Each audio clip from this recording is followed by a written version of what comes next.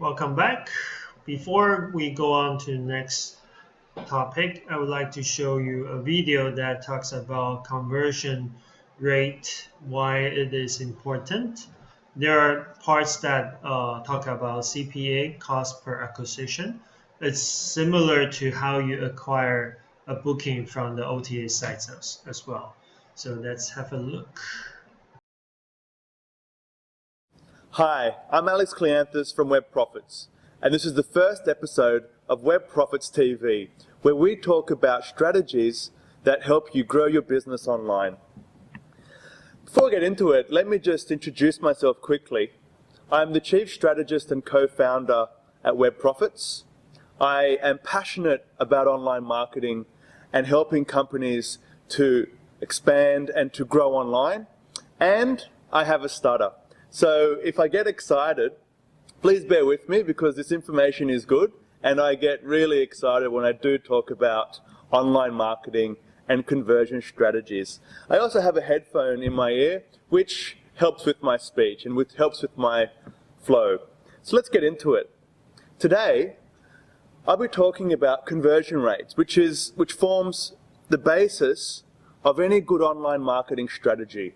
Your conversion rate is the one key metric that will define how much you succeed online. And it's often the most misunderstood component of online marketing as well. So the first thing to talk about is what is a conversion rate? Well, simply put, a conversion rate is how many leads or sales your business gets from the visitors that land on your website. So if you have 100 visitors who land on your website and one person submits a form or buys something, your conversion rate is 1%. If 2 people from that 100 people become a sale or a lead, your conversion rate is 2%. If 5 people from those 100 people become a sale or a lead, your conversion rate is 5%. That's essentially what a conversion rate is. It's a percentage of people who become a sale or lead into how many people have visited your website. So why is a conversion rate important? Well, it is the most important metric in your campaign because it defines how much you can afford to pay per lead, which is the cost per acquisition. Now, the cost per acquisition is also dependent on how much you pay for people to come to your website, for prospects to land on your website. So let's say that you spend $100 to get 100 people on your website, okay? If your conversion rate is 1%, you've received 1 lead.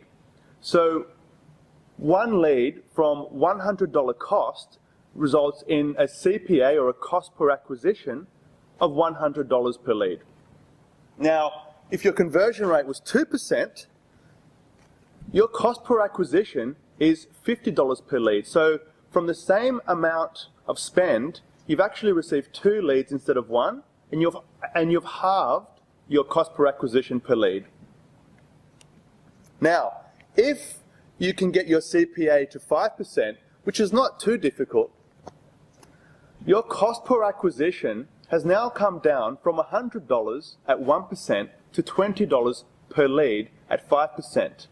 Now, if you think about what that means in a competitive landscape like the internet, if you are paying the same amount as your competition, but your conversion rate is 5 times higher, your cost per acquisition is actually only $20, where your competition is paying $100 per lead. Now, that is such a strong competitive advantage in the marketplace, which a lot of companies don't think about. Their website, which forms the basis of a conversion rate, is the last thing that businesses often look at. And I'll talk about how to improve the performance and the conversion rate of your website in future episodes. But for today, the first thing that we need to get done is that we need to assess what's your current conversion rate.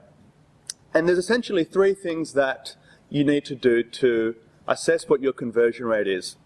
The first one is that you need to have a website form. So if it's a lead site and the focus of the site is to generate leads, rather than having people send you an email, you want to have people submit a form, okay? Because it will then allow you to show a thank you page.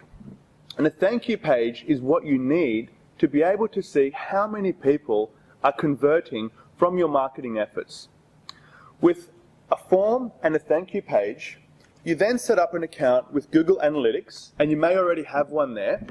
But what you want to do is you want to put your thank you page URL inside of Google Analytics under the goals section.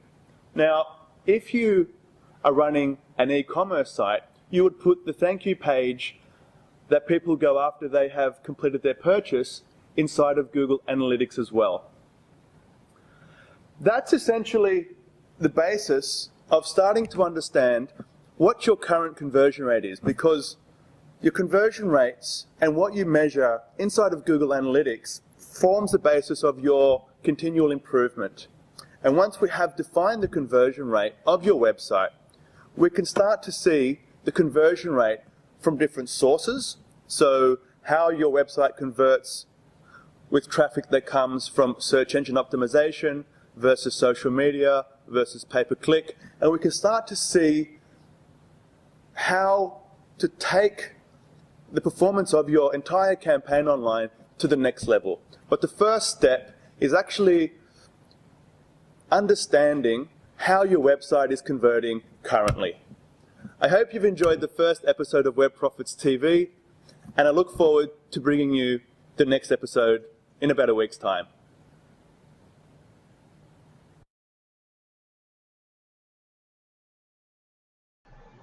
All right, so after we watched the video, it talks about conversion is highly important to all e-commerce because it provides the revenue or generates the profits you want.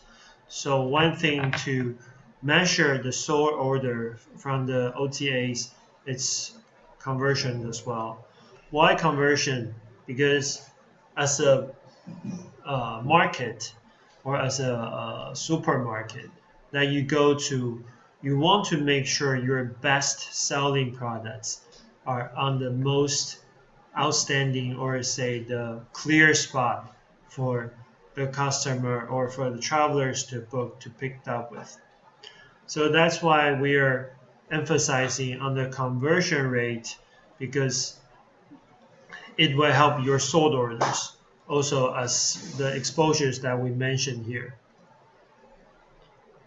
Now, let's go to guest reviews.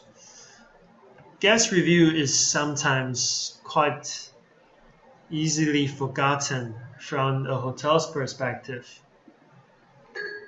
because when hotel or say the traveler book the hotel through the OTAs, they will look at their reviews. Let's go to the live sites to have a look of the reviews and help us to choose to understand how reviews are displayed. So as well, we go to Taipei.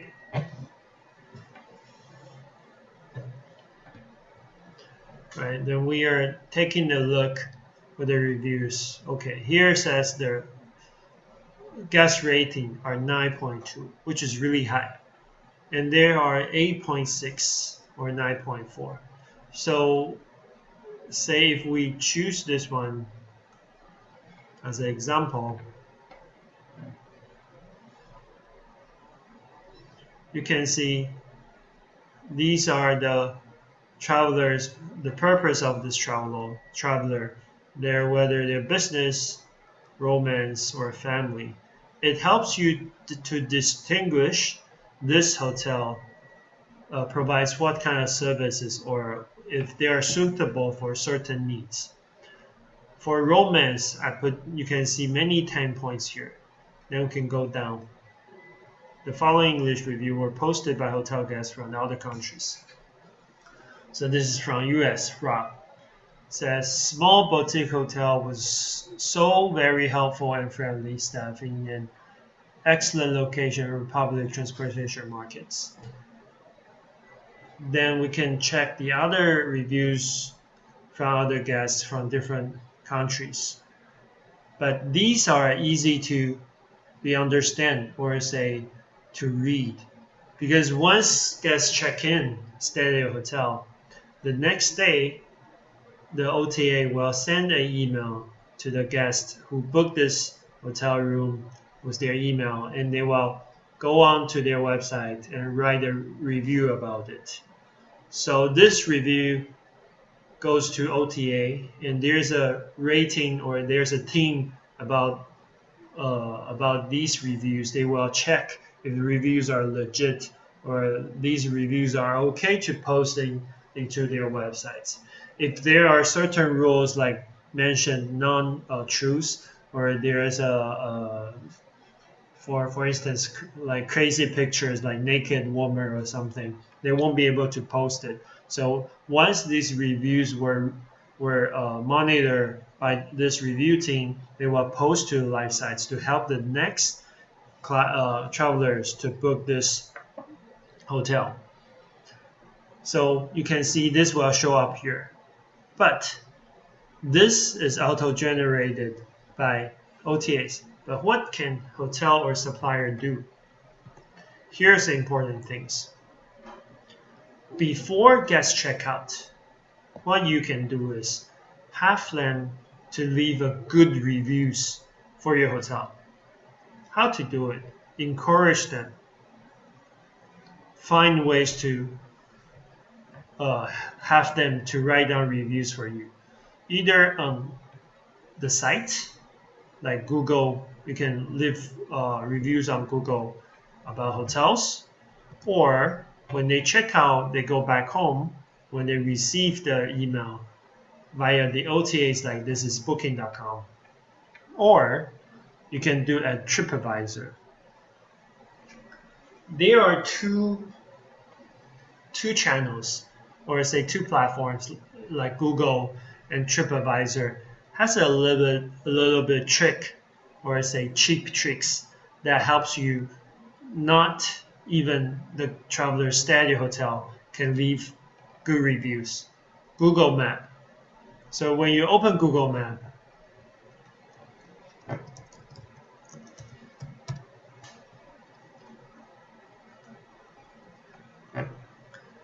then I find this hotel.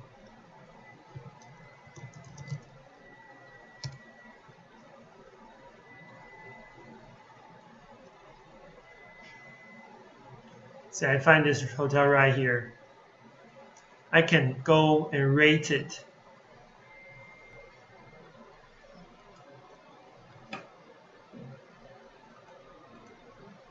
Okay, like I mentioned that we can go to the Google Map, then we type into the reviews we want and write down a little bit the comments. This is a little bit cheat way to do this, but I don't encourage you to do this because of course we want to show the real review or say the stay experience to the future travelers. But still, you can encourage your travelers not only doing the reviews on OTA, but also do on the Google here. Same thing that we can apply to the hotel on TripAdvisor, because these are the main platforms people will look at it when they're traveling.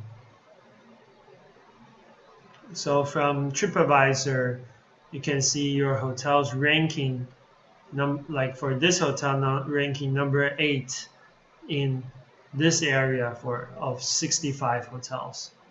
So this hotel is pretty good, and I'm sure they do some extra work onto it. And also, they can review this hotel here. Same thing. You can have your travelers or guests to help you to write down reviews about it, because all these the positive reviews will help you to generate future business. And not only the OTA or the TripAdvisor and Google to have guests to write down the reviews. The most important thing is hotel itself has to reply guest review respectively. You can see here, dear valued guest, thank you so much for your feedback, and continue reading something here, because when one of the guests leave comments saying nice hotel staff, super clean, so close to Times Square. This is a hotel in New York. Can walk to many places nearby. So this reply is actually helping the algorithm to the system that you've been constantly talking to your guests, and it will attract more business in the future because they know that this hotel values about the guest reviews and manage feedbacks. If there's something wrong with the hotel, and the best way to correct or say to the future business is explanations here. If there's a guest stay here with a very bad experience and they receive the email from the OTAs, they might come down here and write very bad review about it. But this review can be shown on the OTA, but how can you respond to it? And that's the very important part, because this helps you or help the other travelers when they're booking their hotels to know, okay, this bad experience may not necessarily coming from hotel itself. It may be because of this previous clients or guests are not being rational. Okay, so see if we can find a bad one.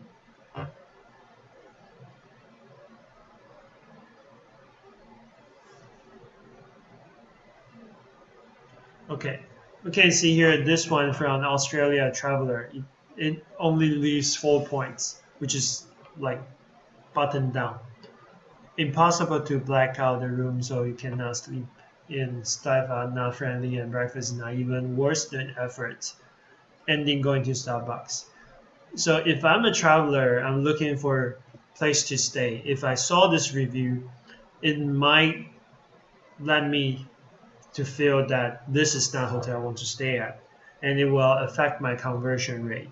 And for the long run, you will not be showing on the website properly because with this bad review here. Then if I can write down something, reply to this guest, things might be different. Like here, response by this hotel. Then we will talk about, okay, I understand this, and how can we do better, and how can we fix this, or at least in the future round we can prevent or to avoid these confusions again. So by replying the guest review is one of the most important ways to manage the feedbacks and acquire future business. And this is some point most of people forget about it. So if you're a hotel and you're a managed OTAs, not just the rates, not just the rooms, but also you have to manage what contents can be seen from the live site. Also, when we have a booking generated to the system from OTA, normally there will be a messages column that you can reply with, like the information here. This column will generated once the booking was made. So for instance, you receive a booking from April 3rd.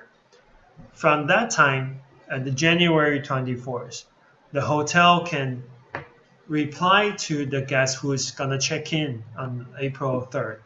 Marcus says, I need a special request. Then as a hotel or a supplier, you can talk to markers about, okay, we will help you with this, we can provide you with this, and they can manage their expectations as well. Again, that to reduce the guest complaints, if they want the request that you didn't fulfill with, it might cause them not happy. And you start interact with them before they check in, which is very important and a very convenient way for them to know that, okay, I have a good selection of hotels. Because with this 2 months time, normally they can choose to cancel this hotel, not to stay here if the hotel cannot provide what they want. So I'm emphasizing here the conversation or the service begins before guest check-in. Once you receive the booking, that's already started.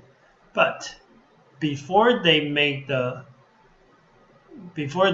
bookings already, they are checking your content, they are checking your pictures, they're checking your reviews. Then if you're fortunate enough that they book your hotel, they want to talk to you or talk to a real person, this message system, once you reply, will automatically send the email to this Marcus. So at this time, your service start already. Then what's opportunity here? You can provide additional service with additional incomes. What else? Like concierge service. If they want to book a restaurant, if they need a breakfast, in-room breakfast, because now people are not going to restaurant for it. You can order limo pickups for them. You can do delivery service, or they want to buy something that you can help them to fulfill their certain purpose. Then you can charge them for the service that you provided. So with additional service upfront, by telling or by emailing these information to them. One good part is if you provide this service already, it helps you to organize your pickup service. It helps you to book the restaurants, and it helps you to shifting the schedules of the front desk or concierge staff, because they would know when would they need more help. Maybe you can cut down some labors to save some costs for it. So at this point, the service already started, and the conversations begins when they booked it. And once you have the conversation build up, they have more trust on you, and they won't be easily to cancel the reservation or the bookings, because they know that your hotel is pretty reliable. All right. So for the sort orders, these 3 points are very important. The content, that on the left side, whether guests can see complete hotel info, they can know what they're looking for, and they want to make sure their stay are smooth. And once they know these are hotels they want, they can book it. So increase your conversions. Once conversion is increased, it will be promoted upfront, so the travelers or guests can find you easily. Once they book they will check the review as well and book the hotel. Once they book the hotel, you can start your conversation early. But these are the 3 elements that helps you your sort order. Later, I'm gonna go on the rates to explain about the fundamentals about the rates to work with OTAs. Let's take a break.